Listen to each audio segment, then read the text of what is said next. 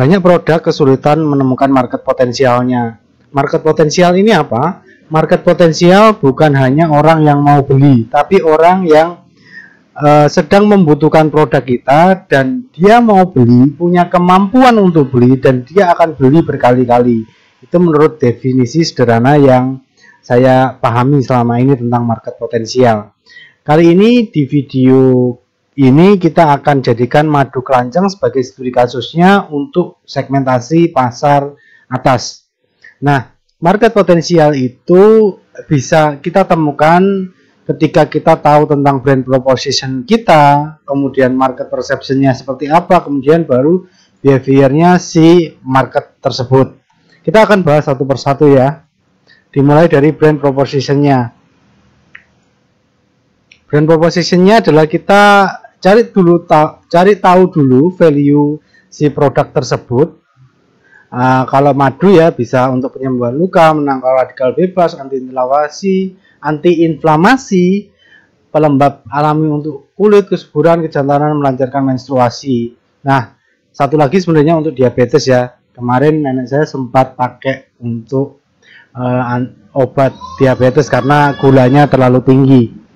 Nah, kali ini kita pakai value untuk kesuburan. Kita spesifikkan lagi untuk kesuburan supaya nanti marketnya semakin jelas. Kemudian price-nya kita ambil yang atas, yang tinggi. Nah, price ini kita bagi jadi 3, bawah, menengah, sama atas. Yang bawah biasanya adalah sebagai alternatif aja selain obat kimia, yaitu coba-coba lah. Ada produk baru atau lagi ngetren, mereka ikutan coba. Ini kita akan lebih mudah ketika menggunakan harga yang bawah. Lalu kemudian yang menengah ini untuk antisipasi sakit di masa depan. Jadi untuk sebagai penguat imun kayak gitu ya. Jadi untuk langkah antisipatif. Kemudian yang tinggi adalah sebagai solusi instan sebagai obat. Jadi si produk madu keranjang ini akan digunakan sebagai solusi instan yang dianggap seperti obat di marketnya ya. Kemudian dari sisi urgensinya bukan besok atau hari ini tapi sekarang, karena kesuburan ini umumnya orang sudah menantikan lama, makanya mereka nggak mau nunda-nunda lagi, makanya mereka tanpa harus disuruh pun urgensinya sekarang. Oke. Kemudian setelah brand propositionnya jadi nih, kesuburan menengah ke atas, kemudian urgensinya sekarang, terbentuklah market perception. Market perceptionnya high kan ya, high karena kenapa? Karena brandingnya. Nah, branding ini dari mana diketahui? Yang paling mudah adalah dari visualnya. Nah, visual dari mana? Dari warna kemasannya. Warna kemasan ini ada umumnya ya, kalau madu itu ada 3, black, hitam, brown, coklat, atau yellow, orange, kayak kuning kayak gitu lah. Oke, nah kalau kita pengen ke segmentasi madu kesuburan, berarti ini orangnya serius, bukan sebagai alternatif, tapi benar-benar serius ya. Kita cari warna yang benar-benar melambangkan keseriusan kita, profesional, yaitu black. Jadi warna hitam itu selama ini yang saya ketahui itu menyimpulkan bahwa kita profesional dan benar-benar serius kayak gitu.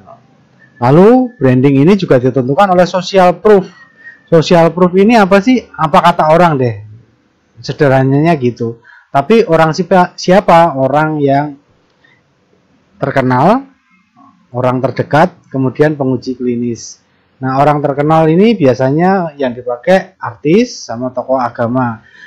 Dua ini biasanya lebih cepat untuk menarik perhatian publik karena sudah punya fans sendiri-sendiri. Kemudian orang terdekat ini bisa keluarga, teman, ataupun rekan kerja. Sebenarnya yang orang beli adalah kepercayaannya orang-orang yang mereferensikan kepada mereka. Karena ini orang terdekat mereka ya. Kemudian penguji klinis. Meskipun orang nggak tahu siapa mereka, nggak kenal dekat, tapi karena status mereka adalah penguji klinis dalam artian profesional dan mereka punya datanya, ini akan lebih meyakinkan kalau kita pengen menjual tadi madu kelanceng sebagai manfaatnya sebagai kesuburan.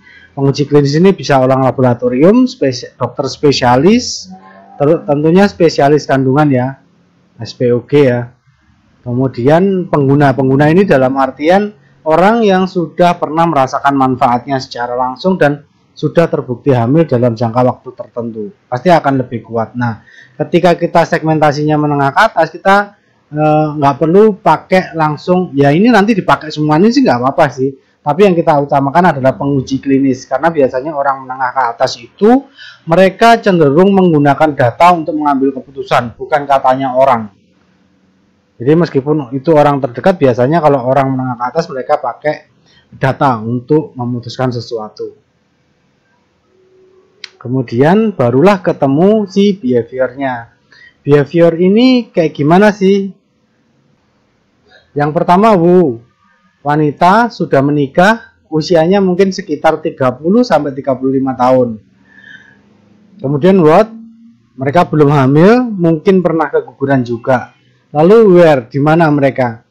Umumnya mereka ada di dokter kandungan, di laboratorium, minimarket untuk beli test pack kayak gitu ya. Kemudian di apotek untuk beli test pack juga, ataupun mungkin obat untuk kesuburan, obat kimia maksudnya. Lalu kapan? When? Biasanya mereka berpikir tentang hal itu, berpikir untuk mencari solusi. Biasanya malam hari.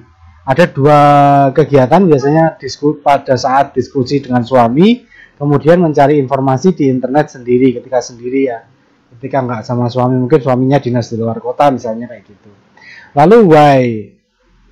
Bagaimana, apa yang sudah mereka lakukan selama ini? Mereka sudah berdoa, sudah berusaha, sudah minum obat dari dokter, tapi belum ada hasilnya. Nah, baru ketemu gimananya. Nah, gimananya ini si madu kelanceng ini hadir sebagai solusinya. Jadi dari uraian ini tadi ketemulah target market potensialnya si madu kelanceng ini tadi, yaitu ini tadi, wanita usia 30 sampai 35 sudah menikah.